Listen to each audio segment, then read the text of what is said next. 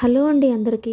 పొన్నగంటి ఆకును ఒక 2 కట్టలు తీసుకొని సాల్ట్ వాటర్‌తో కడిగి శుభ్రంగా పక్కనుంచుకున్నాను. ఆ తర్వాత మిక్సీ జార్ తీసుకొని వేయించిన శనగపప్పు ఒక 2 టేబుల్ స్పూన్లు, పల్లీలు ఒక 2 టేబుల్ స్పూన్లు వేయించుకొని వేసుకోవాలి. ఒక 2 టేబుల్ స్పూన్ల కారం, వెల్లుల్లి రెమ్మలు 4 తీసుకొని పక్కన కళాయి కూడా తీసుకొని ఒక 2 టేబుల్ స్పూన్ల ఆయిల్ వేసుకొని ఆయిల్ హీట్ అయిన తర్వాత కొన్ని తాలింపు గింజలు వేసుకున్నాను.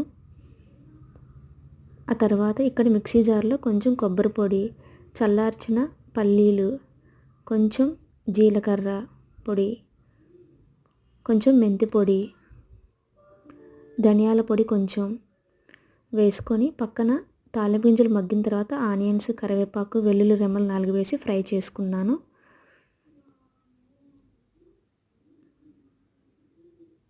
కొంచెం సేపు మూత పెట్టి పక్కన ఉంచుకున్న తర్వాత మళ్ళీ ఈ మసాలా పౌడర్లో కొంచెం మునగాకు పొడి వేస్తున్నాను.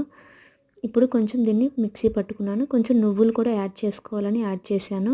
మొత్తం ఇలా మెత్తగా మిక్సీ పట్టుకొని పక్కన ఉంచుకోవాలి. ఆ తర్వాత ఆనియన్స్ కూడా మగ్గిన తర్వాత పొన్నగంటి ఆకును కూడా మనం వేసుకోవాలి. ఇక్కడ మనకి పొన్నగంటి ఆకుతో కర్రీ ముద్దగా రావాలి అంటే ఇలా మూత పెట్టేసుకోవాలి. లేదు అనుకుంటే ఇలానే ఉంచి ఫ్రై చేసుకోవాలి. కొంచెం పసుపు, ఉప్పు వేసుకొని పొన్నగంటి ఆకు కొంచెం ఫ్రై అయ్యే వరకు మగ్గించుకోవాలి. ఇక్కడైతే నేను మూత పెట్టాను తొందరగా కర్రీ కావాలని చెప్పి. కొంచెం టైం పట్టినా పర్లేదు అనుకుంటే మనం మూత తీసేసి ఫ్రై చేసుకుంటే మనకి ఫ్రై లాగా వస్తుంది, కర్రీ బాగుంటుంది. అది మగ్గిన తర్వాత మనం ఇక్కడ ముందుగానే ప్రిపేర్ చేసి పెట్టుకున్న మసాలా పౌడర్ అన్నీ యాడ్ చేసుకోవాలి.